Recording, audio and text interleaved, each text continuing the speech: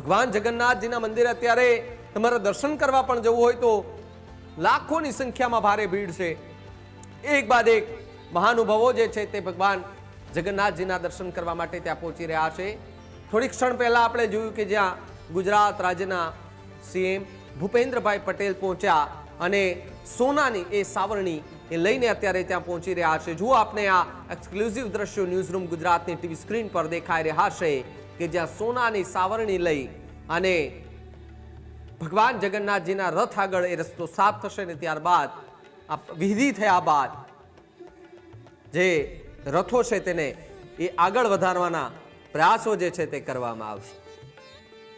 એક બાદ એક રથો જે છે તે ધીમે ધીમે આગળ વધશે। જુઓ તમે ભૂપેન્દ્રભાઈ પટેલ એ પોતે ત્યાં પહોંચ્યા છે। હવે જે સાધુ સંતો છે, જે મંદિરનું ટ્રસ્ટ છે, તેમના લોકો છે, તેઓ પણ ત્યાં અત્યારે ઉપસ્થિત છે।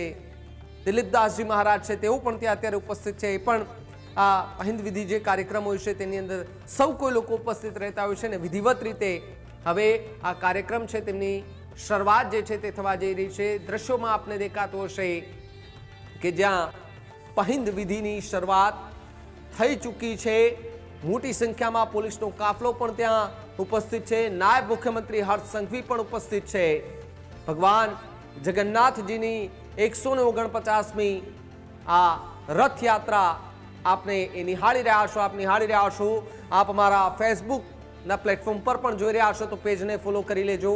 યુટ્યુબ પર જોઈ રહ્યા છો, યુટ્યુબ ચેનલને પણ સબસ્ક્રાઇબ કરી લેજો। બાકી ટેલિવિઝનની સ્ક્રીન પર પણ આપને એ દ્રશ્યો દેખાઈ રહ્યા છે કે જ્યાં હવે સીએમ ભૂપેન્દ્ર પટેલ કે જેઓ એ સૌથી પહેલો રથ છે એ રથની અંદર ત્યાં પહોંચ્યા છે, દર્શન કર્યા છે, ધન્યતા અનુભવી છે અને ધન્યતા અનુભવ્યા બાદ હવે જે વિધિ છે એ વિધિની શરૂઆત થઈ ચૂકી છે। જો હાર પહેરાવીને ભગવાન જે છે તેમના એ રથો પણ કેવા સરસ મજાના શણગારવામાં આવતા હોય છે। જુઓ તમને આ જગન્નાથ મંદિરના પરિષદના એ દ્રશ્યો છે કે ત્યાં એક સાથે લાઈનમાં ત્રણેય રથો જે છે તે ત્યાં રાખવામાં આવ્યા અને ત્રણ મૂર્તિ જે એમને ત્યાં એમાં રાખવામાં આવીને હવે બસ વિધિ જેમ જેમ પતી જાય એટલે તેમ તેમ રથો જે છે તે પણ આગળ આવશે અને લોકો એ આતુરતાથી રાહ જોઈને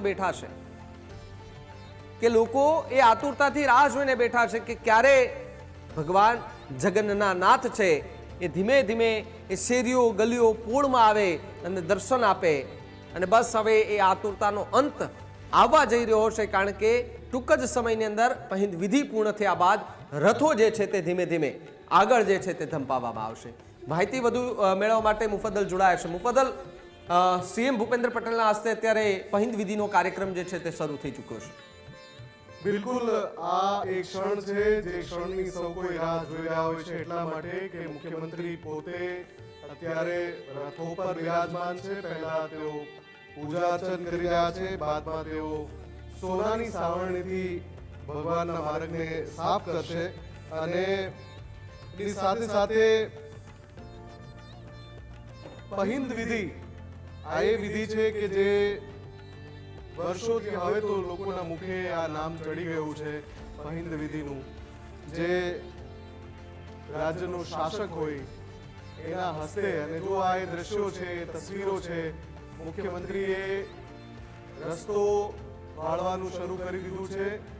આ એ દ્રશ્યો દેખાઈ રહ્યા છે જેમાં મુખ્યમંત્રી ભૂપેન્દ્ર પટેલ સોનાની સાવરણી વડે ભગવાનના રસ્તાને સાફ કરી રહ્યા છે અને અન્ય જે મંદિરના ગણ નાયબ મુખ્યમંત્રી હર્ષ સંઘવી પણ પહિંદ વિધિમાં સાથે જોડાયા છે। મુખ્યમંત્રી અને નાયબ મુખ્યમંત્રી બંનેની જોડી પહિંદ વિધિમાં ત્યાં ઉપસ્થિત અને સાથે સાથે આ તસવીરો સીધી જ જીવંત પ્રસારણ આપ જોઈ રહ્યા છો ન્યૂઝરૂમ ગુજરાત પર અને આ જે તસવીરો છે અમે આપને દિવસભર બતાવીશું। અત્યારે જે દ્રશ્યો આપ જોઈ રહ્યા છો એ સીધા જ મંદિર પ્રાંગણમાંથી આવી રહ્યા છે લાઈવ અને થોડી ક્ષણોમાં રથો પ્રસ્થાન કરશે। અત્યારે સવારના 7 વાગ્યા છે અને લગભગ તૈયારી છે। હવે જો રથોને મંદિરમાંથી બહાર લાવવામાં આવી રહ્યા છે. ખલાસીઓ કે જે લાંબી તૈયારી કરતા હોય છે, પહિંદ વિધિ શા માટે રાજ્યના શાસક કરે છે? એટલા માટે કરે છે કે રાજ્યનો રાજા હોય છે એ જગન્નાથજીનો સૌ પ્રથમ સેવક ગણાય છે અને એનો અધિકાર છે. એટલે રાજ્યના રાજા તરીકે મુખ્યમંત્રી ભૂપેન્દ્ર પટેલે પહિંદ વિધિ પૂર્ણ કરી છે અને પહિંદ વિધિની પૂર્ણાહુતિ બાદ પહેલા દર્શન આપ ન્યૂઝ રૂમ પર જોઈ રહ્યા છો. રથયાત્રાના પ્રારંભની પાવન ક્ષણો, પવિત્ર ક્ષણો, પહેલી તસવીરો news room Gujarat 360 degree coverage કરી રહ્યું છે. મધરાત્રિએ 3 વાગ્યાથી આપ જીવન દ્રશ્યો જોઈ રહ્યા છો અને આ રથયાત્રાની એ ક્ષણો છે.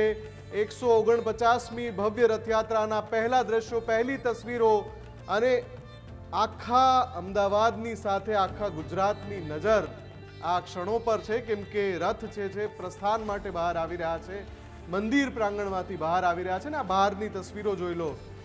ભક્તોનો મેળાવડો, ખલાસીઓ છે, ભક્તજનો છે, મુખ્યમંત્રી છે. 149મી રથયાત્રા શરૂ થઈ ગઈ છે.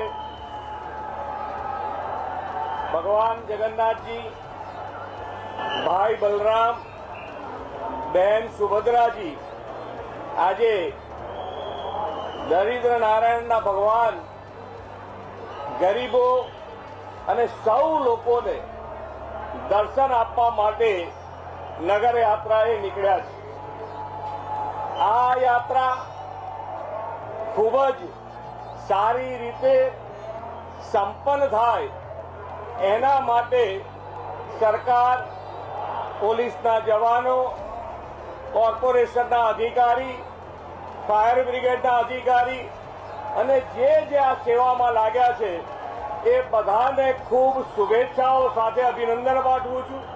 ખૂબ સારી એક સમાજના એક સમરસતા, સમાજના સમરસતા, સૌ જ્ઞાતિ જાતિ ધર્મ ભૂલીને દરેક જણ એક થઈ અને આ યાત્રા અને ભગવાનના દર્શન હર વર્ષની જેમ આ વર્ષે પણ કરશે.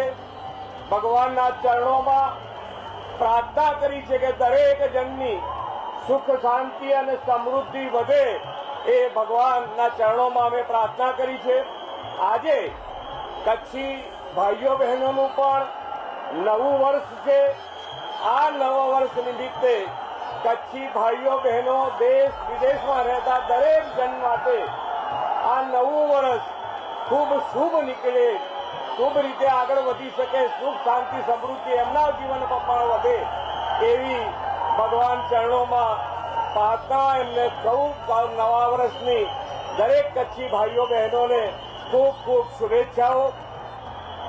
આજે જ્યારે ભગવાનની કૃપા દ્રષ્ટિ આપણા ઉપર રહે અને જે માન્ય વડાપ્રધાનશ્રીનો સંકલ્પ છે વિકસિત ભારતનો, એ વિકસિત ભારતના સંકલ્પમાં ગુજરાત લીડ લઈને આગળ વધી શકે એના માટેની આપણને આશીર્વાદ મળે, આપણને શક્તિ આપે એવી ભગવાન જગન્નાથના ચરણોમાં પ્રાર્થના કરી. ખેડૂત ભાઈઓ છે ખેતરમાં ડ્રોન ઉડાવતા હોય છે ત્યારે આપણે એક પ્રશ્ન સતાવતો હોય છે કે જે આપણે અત્યાર સુધી જીપીએસ ટેકનોલોજી વાળા ડ્રોન વાપર્યા છે, જેથી કરીને મોબાઈલ ટાવર છે અથવા તો હાઈ ટેન્શન લાઈન પસાર થતી હોય, કોઈ વૃક્ષો હોય, ત્યારે જે જીપીએસ ટેકનોલોજી વાળા ડ્રોન છે એમાં ટકરાય અને ટ્રેસ થાય છે. પણ એગ્રીવન લાવ્યું છે GNSS ટેકનોલોજી ડ્રોન, જેથી કરીને એ ડ્રોન છે એ કોઈ જગ્યાએ ટકરાય નહીં, પોતાની રીતે જ ડિસિઝન લે છે અને મૂવ થઈ જાય છે, જેથી કરીને GNSS ટેકનોલોજી ડ્રોન છે એ વાપરવાનો આગ્રહ રાખો. આ જ પ્રકારની તમામ અપડેટ જોવા માટે ન્યૂઝરૂમ ગુજરાતને લાઇક, શેર અને સબસ્ક્રાઇબ કરવાનું ભૂલતા નહીં.